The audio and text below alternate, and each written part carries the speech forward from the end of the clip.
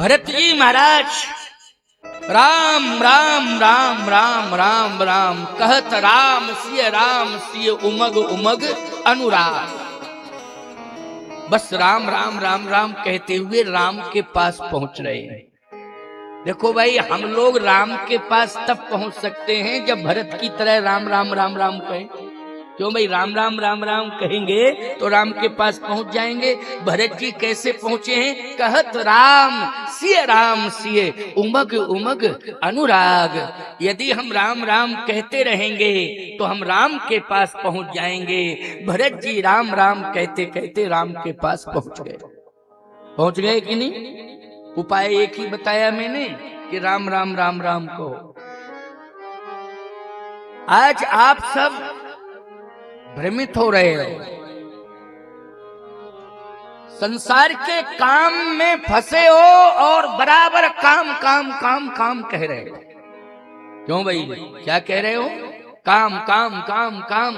सुबह किसी से कहा जाए कि रुको तो कहता अभी नहीं रुकेंगे, काम से जा रहे हैं। काम शब्द सुबह भी कह रहा है तो काम। चलो भाई, हो सकता है कि कोई काम आ गया होगा।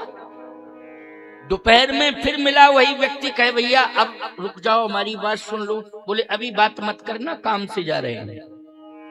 क्यों भाई? चलो कोई बात नहीं है, आज उसके पास काम होगा ज्यादा, इसलिए काम काम कह रहा है। चलो शाम होने दो, फिर मिलेंगे।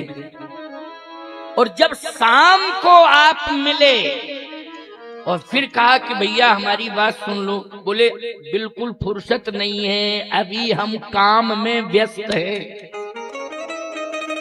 क्यों भाई? सुबह से शाम तक काम काम काम काम। सुबह काम से, दोपहर में काम से, शाम को काम से। इसका मतलब ये है कि काम काम काम काम कहते कहते लोग काम से ही चले जाते हैं। काम से ही चले जाते, किसी काम के नहीं रहते। आराम की तलब है तो एक काम कर, आराम की शरण में आराम राम कर। राम की शरण को स्वीकार करो। भरत जी राम की शरण में जा रहे हैं। कहत राम सिय उमग उमग अनुराग। राम राम कहते कहते चित्रकूट आ गया। जैसे चित्रकूट आया तो पाहि नाथ कही पाहि गुसाई, भूतल पर उलकुट की नाय। पाहि माम कह के भरत जी चित्रकूट की भूमि पर गिर पड़े लकड़ी की तरह। अब एक बड़ी विचित्र कहानी कि भरत जी राम जी के पास नहीं पहुंचे हैं क्योंकि अभी थोड़ी सी दूरी है। चित्रकूट में जहां भगवान बैठे हैं कामदगिरि पर्वत पर, तो भरत जी जहां पड़े हैं वो एकदम पास नहीं है, थोड़ा दूर है, लेकिन सीमा चित्रकूट की है। अब लकड़ी की तरह भरत जी अगर गिर पड़े हैं तो समस्या यह है कि लकड़ी अपने आप गिर सकती है लेकिन अपने आप उठ नहीं सकती। बात यह है, अब लकड़ी को कोई उठावे तो लकड़ी उठ जावे, लेकिन वो अपने आप तो नहीं उठ पाएगी, क्योंकि लकड़ी की तरह, वो भी सूखी लकड़ी की तरह। मैं कहता हूं चाहे गीली लकड़ी हो चाहे सूखी लकड़ी हो, अगर वो धरती पर पड़ी है तो उसमें उठने की क्षमता नहीं है। लेकिन भरत तो पाइमाम कह करके लकड़ी की तरह गिर पड़े। अब भरत जी को कोई उठाएगा तभी भरत जी उठेंगे। उठाने वाले तो बहुत हैं। जब चेला गिरता है तो गुरु उठाता है, बेटा गिरता है तो माता पिता उठाते हैं। क्यों भाई? बेटा गिरता है तो कौन? माँ बाप उठाते हैं। चेला गिरता है तो गुरु उठाते हैं। तो वहां पर माँ भी है, कौशल्या माँ, कैकेयी माँ, सुमित्रा माँ, तीन माताएं हैं। और गुरुदेव स्वयं श्री वशिष्ठ जी महाराज सामर्थ्य गुरु, जिसमें सामर्थ्यवान है, समर्थ गुरु, सामर्थ्यवान व्यक्तित्व वशिष्ठ जी का साधारण नहीं है। इसलिए ऐसा समर्थ गुरु सामने खड़ा हुआ है, जो गुरु विवेक सागर जग जाना, जिन्हें विश्व कर बदर समाना।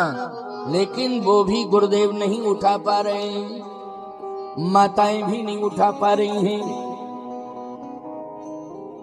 किसी ने कहा कि गुरुदेव आप तो उठा ही सकते हो।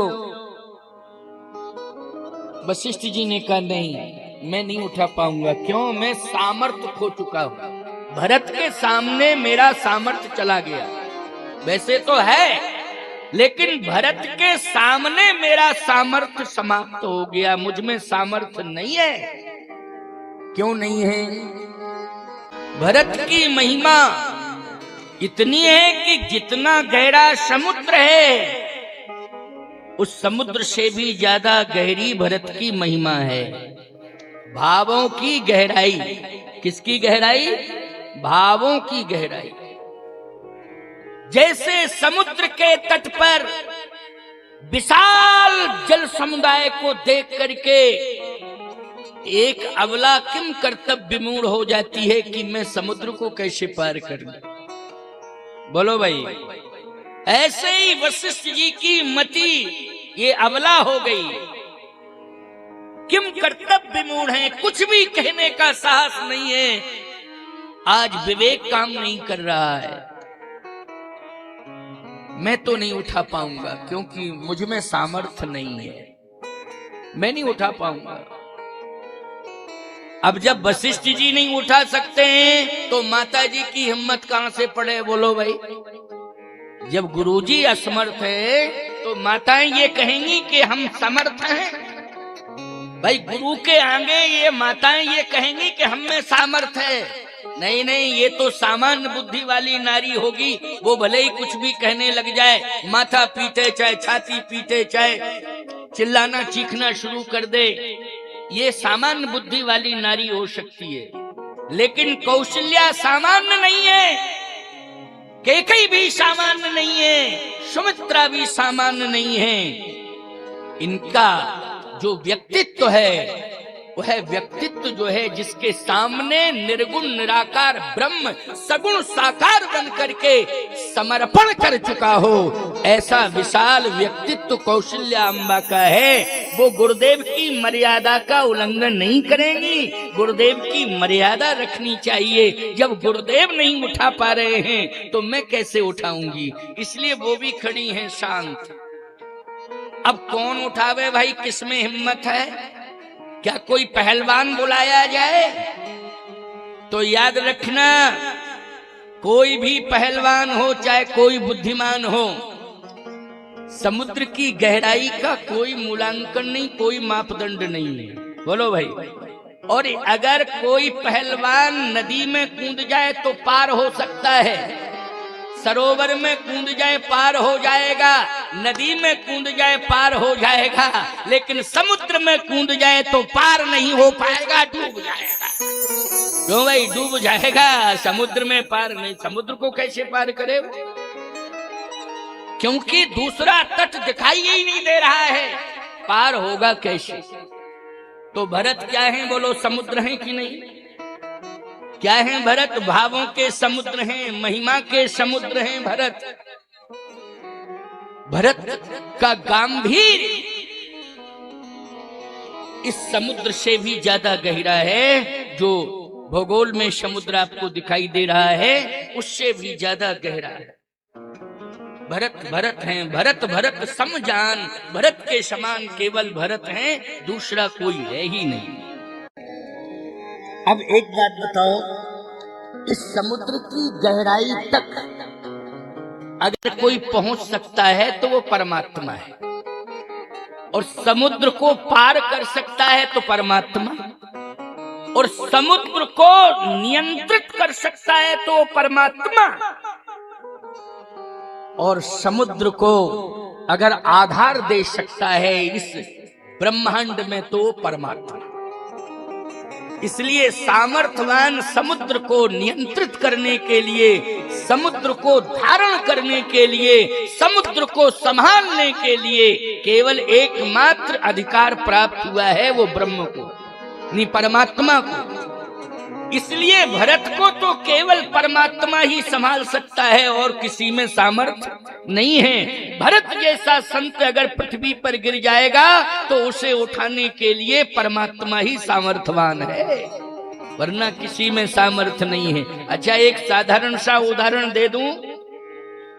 जीवात्मा गिरता है तो महात्मा उठाता है उसे, क्यों भाई, उठाता है कि नहीं? लेकिन महात्मा गिर जाए तो कौन उठाएगा उसे? केवल परमात्मा, और कोई नहीं, परमात्मा।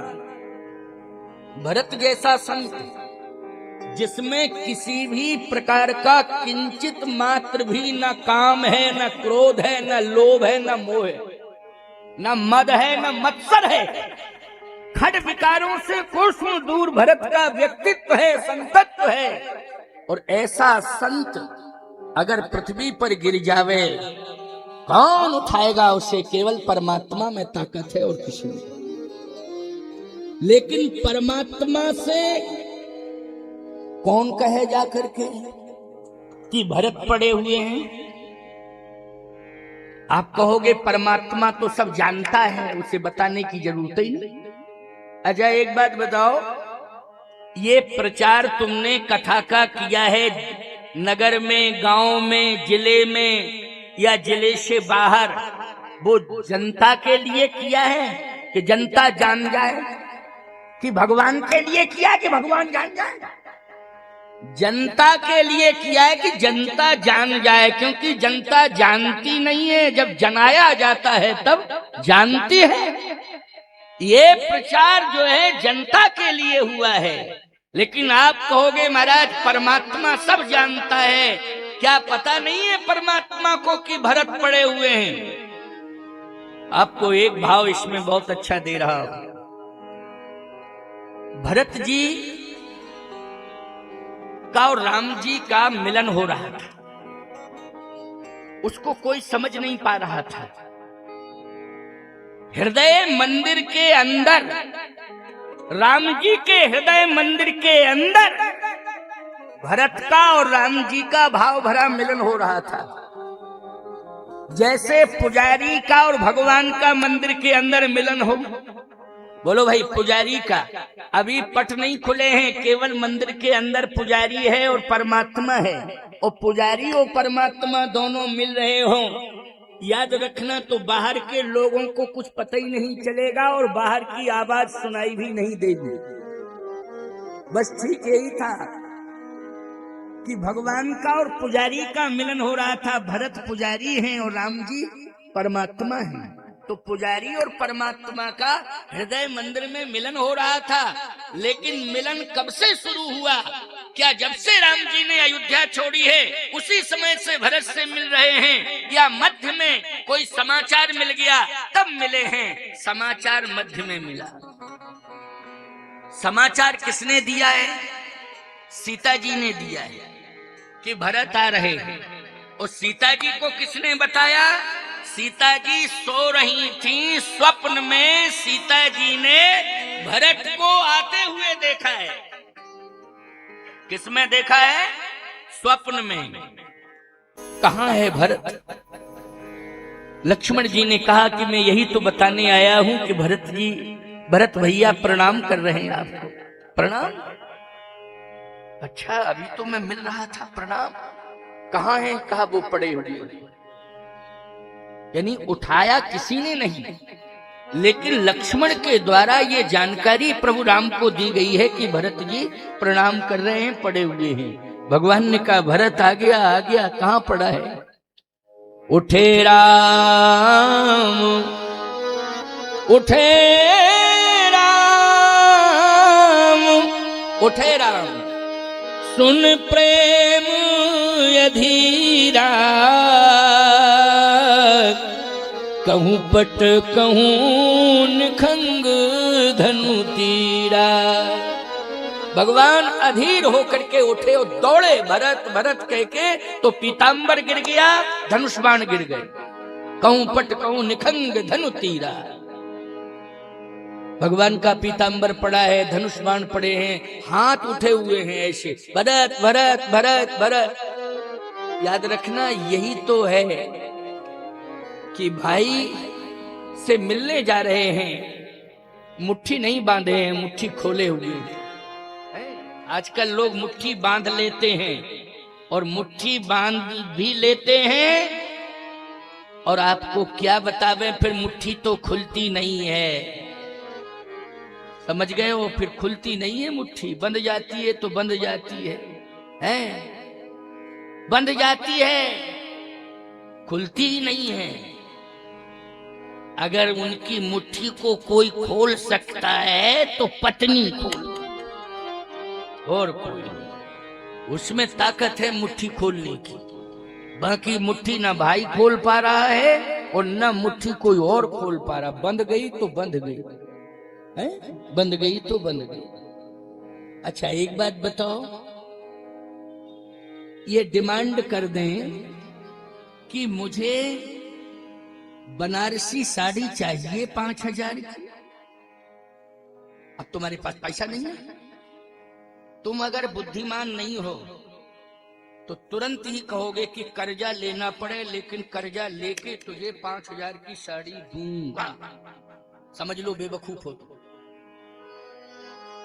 तुम्हारा आर्थिक फाउंडेशन खराब होने वाला है। आज नहीं तो कल नहीं परसों हो जाएगा, ये पक्की बात है।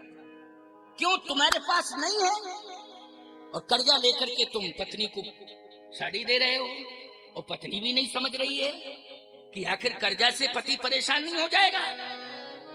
ऐसी कीमती साड़ी पहनने से क्या फायदा कि मेरे पति को 2-4 खरी खोटी सुननी पड़े।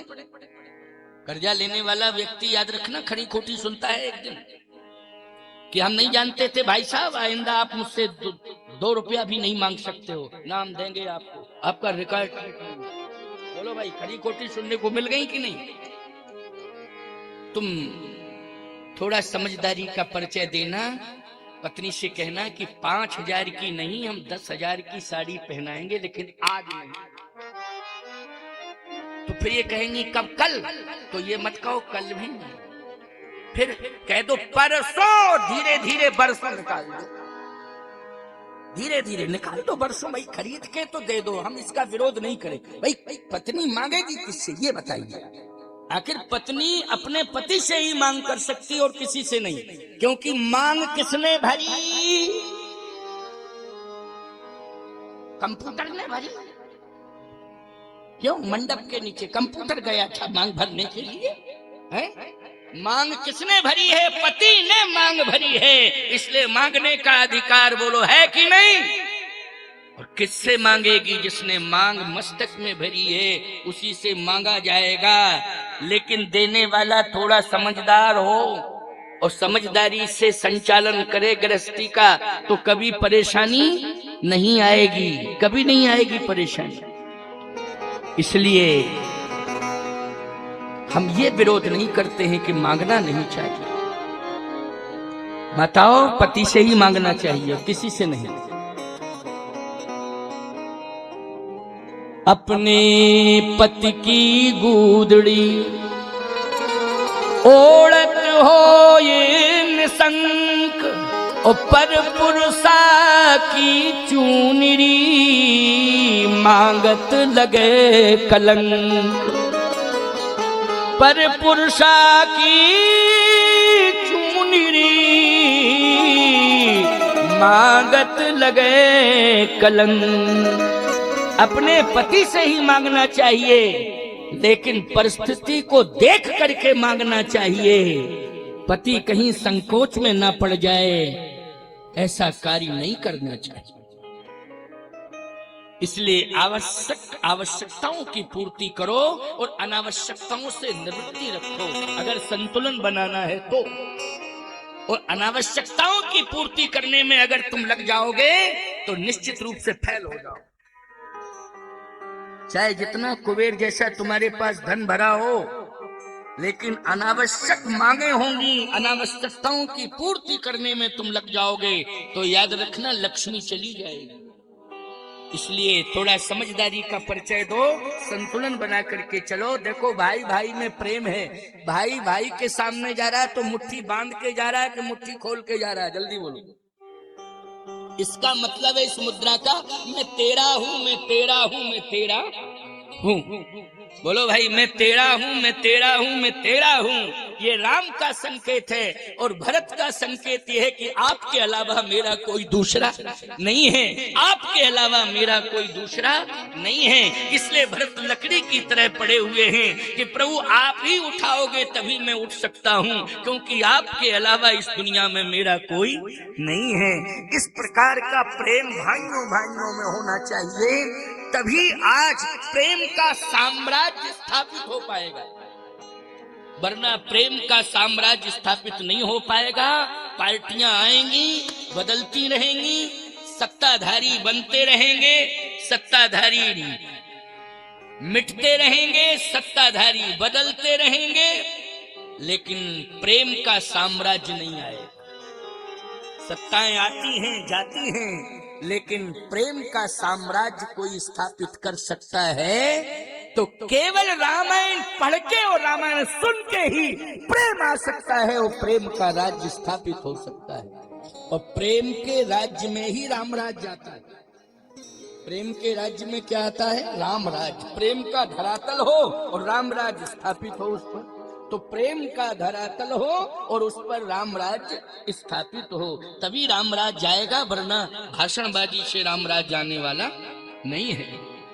आइए, बहुत अच्छी बात आपको बताएं, आगे का प्रसंग तो और अच्छा है। समझ में आ रही है कथा कि नहीं आ रही? समझ में आ रही है तभी तो तुम लोग बैठे हो, सुन रहे हो। नहीं, आज के जमाने में कोई किसी की सुनता है क्या? नहीं सुनता। लेकिन इतने समूह के साथ मन को एकाग्र करके सुन रहे हो, यही है राम कथा की विशेषता। इसमें कोई प्रशासनिक व्यवस्था नहीं है कि कोई प्रशासन लगा हो व्यवस्था बनाने में। ईमानदारी से बताओ, अनुशासन जो बन रहा है वो व्यासपीठ से ही तो बन रहा है।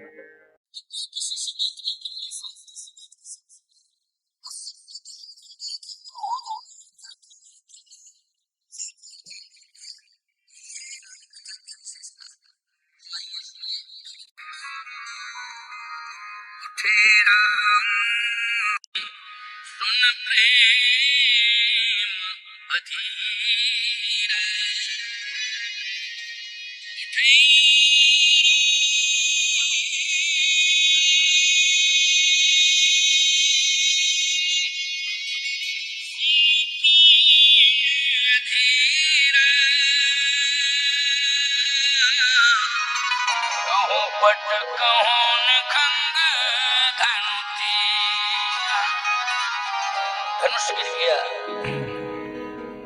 पीतांबर गिर गया। भरत भरत कह के भरत के पास पहुंच गए। अयोध्या वासियों ने कहा कि पीतांबर कहाँ है? भगवान ने कहा पीतांबर का त्याग कर दिया। क्यों?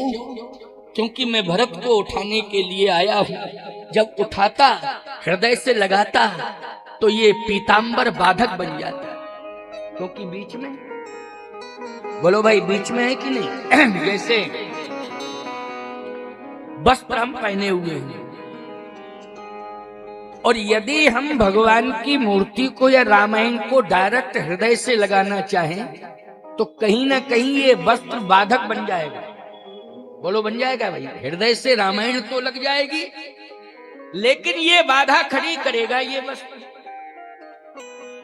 भगवान ने कहा ये पीतांबर भरत और राम के मिलन में बाधा खड़ी करता, हृदय से हृदय डायरेक्ट नहीं मिलता, इसलिए मैंने इसका त्याग कर दिया। तुम्हारी समझ में आया? तुम लोगों के दिमाग में आया? यानी भाई भाई के मिलन में यदि कोई बाधा खड़ी कर रहा है तो उसका त्याग कर देना चाहिए, तभी तुम्हारा परिवार सफल है, भ्रातृत्व प्रेम सफल है। और यदि कोई भाई भाई के मिलन में बाधा खड़ी करने में सफल हो गया तो याद रखना तुम्हारा जीवन ही विफल हो गया, तुम्हारा जीवन किसी काम का नहीं। इसलिए भाइयों भाइयों के मिलन में बाधाएं जो खड़ी कर रहे हों, पहले उनसे दूरियां बनाने की जरूरत है। ये मैं व्यासपीठ से कह रहा हूं, और हमें कहने में कोई डर नहीं है, न कोई दिक्कत है। इसलिए नहीं है कि हम नेता नहीं है जो हमें वोट चाहिए। हमें न विधानसभा का चुनाव लड़ना है, न लोकसभा का चुनाव लड़ना है। बुरा लग जाए तो खूब लग जाए। क्या वोट लेना है तुम लोगों से? हमें वोट नहीं लेना है, हमें तो अपनी बात कहनी है। हम महात्मा हैं, इसलिए साफ साफ कहूंगा। और हमारा कोई, मैंने कल भी कहा था, आज भी कह रहा हूं, कोई व्यक्तिगत परिवार नहीं है। कोई हमारे व्यक्तिगत परिवार बना ही नहीं। साधु हो गया हूं तो तुम सबका परिवार ही हमारा परिवार। जब 10 वर्ष की उम्र से घर छोड़ दिया तो फिर व्यक्तिगत परिवार कहाँ है? कहाँ मेरा प्राइवेट परिवार हुआ है? आप कहोगे महाराज जी माँ होती है, पिता होते हैं। अरे भाई समय से चले जाते हैं,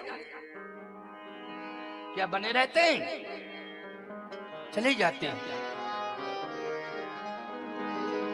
आप कहोगे महाराज और कोई परिवार में भाई आदि सब, याद रखना जिस दिन घर छोड़ा था तीर्थराज प्रयाग में संगम के तट पर गोत्र ही बदल दिया था। अच्युत गोत्र हो गया मेरा।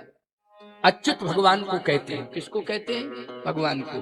करोड़, 2 करोड़, 10 करोड़, 20 करोड़, अरब, 2 अरब का भी संकल्प लेता हूं तो अच्युत गोत्र कहकर के ही संकल्प लेता हूं। बोलो भाई। जबकि मेरा जन्म तो वशिष्ठ गोत्र में हुआ, सरजू परीन ब्राह्मण वंश में वशिष्ठ गोत्र में, लेकिन वशिष्ठ गोत्र नाम नहीं, अच्युत गोत्र। कौन सा नाम? अच्युत गोत्र। आधार कार्ड देखो, पैन कार्ड देखो तो पिता के स्थान पर गुरु का नाम लिखा हुआ है। किसका नाम लिखा है? गुरु का नाम लिखा है। गोत्र में अच्युत गोत्र लिखा हुआ है। जो जन्म का नाम था वो कहीं पाया ही नहीं जाता है। जो संतों के द्वारा दिया हुआ, गुरुदेव के द्वारा दिया हुआ नाम है, वही दुनिया में चल रहा है। कहां से व्यक्तिगत परिवार हो गया बताइए भाई? सब तो छोड़ दिया, सब कुछ छोड़ दिया है। इसलिए कहने में कोई संकोच नहीं है। और तुम लोगों को सुनना पड़ेगा, मानना पड़ेगा और मेरे बताए हुए रास्ते पर चलना पड़ेगा, क्योंकि मैं ग्रंथ की प्रामाणिकता की पुष्टि कर रहा हूं, कोई मनमुखी बात नहीं कह रहा हूं। आइए सुनिए। पीतांबर का त्याग कर दिया तो पीतांबर तो हृदय पर रहता है, इसलिए मिलने में बाधा खड़ी कर रहा था। लेकिन धनुष बाण तो कंधे पर थे। आपने धनुष बाण क्यों त्यागे?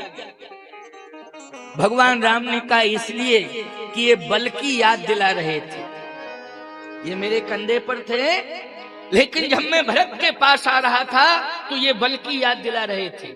अगर किसी के कंधे पर बंदूक है और बोलो वो 2 कदम भी चलेगा तो बल की याद आएगी कि नहीं आएगी? बोलो। और किसे संभालेगा वो? बंदूक को संभालेगा, हथियार को संभालेगा। बल की याद दिला रहे थे ये धनुष्मान। लेकिन याद रखना दुनिया वालों, भगवान राम ने कहा कि ये धनुष बाण इसलिए त्यागे हैं क्योंकि ये बल की याद दिला रहे थे। संसार में जितने बलवान हैं वो राम के सामने आते हैं तो राम के बल को देख करके, क्योंकि राम के पास धनुष बाण है, इस बल को देख करके बड़े बड़े बलशालियों के हथियार गिर जाते हैं। लेकिन भरत के पास प्रेम बल है, प्रेम बल के आगे राम के हथियार गिर जाते हैं। इसलिए भरत के प्रेम के बल के आगे राम का बल आज छोटा हो गया, हल्का पड़ गया। राम का बल कैसा पड़ गया? हल्का पड़ गया। याद रखना, भरत के बल के, बोलो प्रेम बल बड़ा है कि शस्त्र बल बड़ा है? प्रेम बल बड़ा है। इसलिए प्रेम बल से बड़ा कुछ है ही नहीं। तो प्रेम जितना बढ़ सके बढ़ाओ, बस प्रेम के बलवान बनो। बोलो किसके बलवान बनना है? प्रेम बली बनो, बाहुबली नहीं, प्रेम बली। बाहुबली बनने की जरूरत नहीं है, प्रेम बली बनने की जरूरत है। जिस दिन तुम प्रेम बली बन जाओगे उसी दिन बजरंग बली मिल जाएंगे तुम्हें। और बाहुबली बने रहोगे तो हनुमान जी पूंछ में लपेट के पटक दे, तो मर और जाओगे, मिलेगा कुछ नहीं। इसलिए प्रेम बली बनो तो बजरंग बली का दर्शन हो जाएगा। भगवान ने कहा प्रेम बल सबसे बड़ा बल है। उठे राम सुन प्रेम अधीरा, कहूं पट कहूं निखंग धनु तीरा। अब भाई धनुष बाणों से पूछा अयोध्या वासियों ने कि अब तुम राम के पास नहीं रहोगे ना राम के कंधों पर कभी चढ़ोगे। धनुष बाण बोले हम तो रहेंगे राम ही के पास। तो जब राम जी ने त्याग दिया तो कैसे रहोगे? धनुष बाणों ने कहा, पीताम्बर ने कहा नहीं, प्रभु ने त्यागा नहीं है। फिर धनुष बाण बोले हम तो स्वयं अपनी इच्छा से गिर गए। अपनी इच्छा से क्यों गिरे? धनुष बाणों ने कहा इसलिए कि मैंने देखा कि एक प्रभु राम के छोटे भाई भरत हैं जो बड़े संत हैं, बहुत बड़े संत हैं, वो पृथ्वी पर पड़े हुए हैं, हम अभागे कंधों पर चढ़े हुए हैं। ऐसी दशा में तो मुझे भी पृथ्वी पर गिर जाना चाहिए, इसलिए गिलानी से गिर गया हूं। कहूं पट कहूं निखंग धनु तीरा। हृदय गिलानी से भर गया था कि नहीं अब मुझे भी धरती पर ही गिरना चाहिए, क्योंकि जहां परमात्मा हो वहां निश्चित रूप से उसके चरणों में स्थान लेना चाहिए। अच्छा बोलो, जब मिथिला में धनुष टूटा था तो उसने क्या कहा था? तोड़ने के बाद चरणों में डाल देना, क्योंकि जगह चरणों में मिल जाए हम चाहते हैं। ऐसे ही धनुष बाण कंधे पर थे, वो भी कह रहे थे कि आज भरत के कारण पर भगवान के चरणों में जगह मिल रही है। किसके कारण मिल रही? भरत के कारण। देखो, संतों के कारण ही तुम्हें परमात्मा के चरणों में स्थान मिलेगा, और संतों के कारण ही तुम्हारा अभिमान दूर होगा और तुम्हें भगवान मिलेगा। बोलो, धनुष बाण का अभिमान भरत के आगे दूर हो गया कि नहीं? और भगवान के चरणों का परम आश्रय प्राप्त हो गया कि नहीं? इसलिए मैं कहना चाहता हूँ कि संतों के समीप जाओ, लेकिन उन संतों के पास जाओ जो सत्संग करते हो, चिलम पीते हो, उनसे दूर रहो। नहीं, आदत खराब हो जाएगी, याद रखना। समझ रहे हो कि नहीं? उनसे कहो भैया महात्मा हो आप, आपन तेज समारो आप, हमको दूर रखो, आपन तेज समारो आप ही संभाल सकते हो चिलम को, हमारे अंदर ये ताकत नहीं है। बस दूर ही से दंडवत कर लो, वहां पास में मत जाना। एक फुक्की लगा बच्चा, और बच्चा ने फुक्की लगाई और बच्चा की किडनी और लीवर फूक गए। अब माँ बाप रो रहे कि जवानी कहाँ चली गई, कहाँ चली गई? गांजा में चली गई। और कहाँ चली गई? बोलो भाई, इसलिए ध्यान से सुनना, उन संतों के पास जाना जो तुम्हें ग्रंथ से जोड़े, सत्संग से जोड़े, वहां जाने की जरूरत है। ये लाखों रुपया तुमने खर्च किया कि नहीं किया? ये सार्थक हो गया कि नहीं हो गया? इसका सदुपयोग हो गया कि नहीं हो गया? क्योंकि आज केवल इतने ही परिसर में मेरी आवाज नहीं गूंज रही है, सोशल मीडिया के माध्यम से लाखों लोगों तक मेरी आवाज जा रही है। और छोड़िए सोशल मीडिया की बात, पवन के वायु में मेरी आवाज गूंज रही है। जहां जहां पवन जाएंगे वहां वहां मेरी वाणी जाएगी। जहां जहां पवन जाएगा वहां वहां मेरी वाणी जाएगी, जाएगी, जाएगी। इसलिए ये भी शब्द व्यर्थ नहीं हो सकता है। आज सार्थक हो गया, ये नगर भी धन्य हो गया, आज इसमें सहयोग करने वाले भी धन्य हो गए, ये यजमान गण भी धन्य हो गए, और जो दूरांचलों से आ रहे हैं कथा सुनने वो भी धन्य हो गए। सब धन्यता का ही स्वरूप दिखाई दे रहा है। आइए, भरत जी पड़े हैं, भगवान सामने खड़े हैं। भगवान ने कहा भरत उठो, मैं आ गया हूं, उठो। भरत जी ने कहा उठ नहीं सकता हूं। भगवान ने कहा जो गिर सकता है वो उठ भी सकता है, इसलिए उठो। भरत जी ने कहा लकड़ी की तरह गिरा हूं, इसलिए लकड़ी अपने आप गिर सकती है लेकिन अपने आप उठ नहीं सकती। आप उठाएंगे तो ही मैं उठूंगा।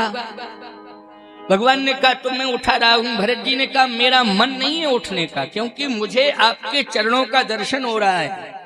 तो चरणों की जो महिमा है, आपके संपूर्ण अंगों में जो चरणों की महिमा है, वो महिमा क्षमा करना प्रभु, महिमा तो हर अंग की है, लेकिन जो चरणों में की महिमा है वो महिमा और अंगों की नहीं है।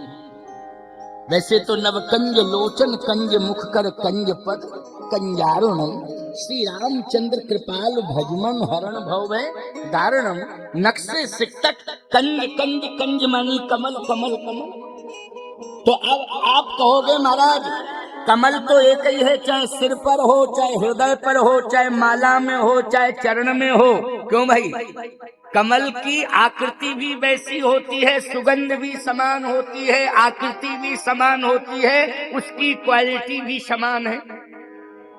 तो ये भगवान का अंग, प्रत्येक अंग कमल है। तो फिर भरत जी चरण कमल की महिमा क्यों बता रहे हैं?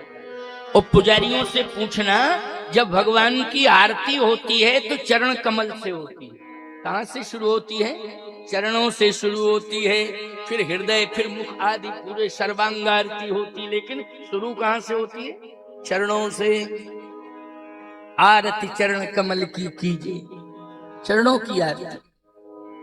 आपको एक बात बताएं, यहां कमल का महत्व नहीं है, यहां चरण का महत्व है। किसका महत्व है? चरण का महत्व है। चरण में क्या है? बोले चरण में आचरण है। क्या है? आचरण। क्यों? ये चरण ही आगे चलता है, ना हाथ चलता है और ना शरीर का कोई अंग। सबसे पहले कौन चलता है? चरण। अच्छा, चरण जिस रास्ते पर चल जाता है वैसा ही आचरण हो जाता है कि नहीं हो जाता? जल्दी बोलो। चरण जिस रास्ते पर चला वैसा ही आचरण हो जाता है। तो भरत जी ने कहा कि आपके चरण की विशेषता यही है कि आपके चरणार बिंदों में श्रेष्ठ आचरण है, क्योंकि आपका चरण जहां पड़ जाता है वो तीर्थ बन जाता है, इसलिए आपके चरणों में तीर्थ निवास करते हैं। चरण राम तीर्थ चले जाहीं, आपके चरणार बिंदों में तीर्थ निवास करते हैं। इसलिए प्रभु मैं चरणों में विशेष आनंद ले रहा हूं, क्योंकि मुझे तीर्थ मिल गए। क्या मिल गए? तीर्थ। तो समझ में आई भगवान के किस अंग में तीर्थ बसे हुए हैं? जल्दी बोलो। नैनार बिंद में, अधरार बिंद में, मुखार बिंद में, हृदयार बिंद में, हस्तार बिंद में कि चरणार बिंद में?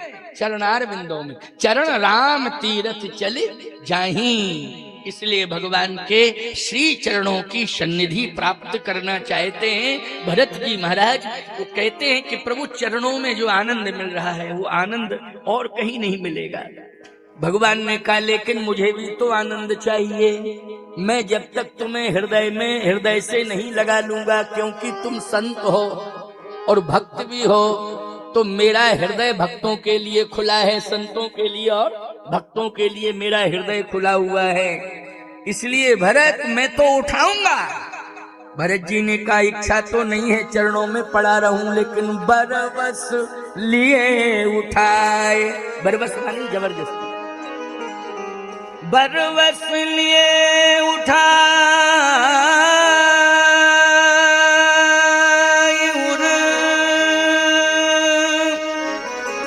लाए कृपा निधान,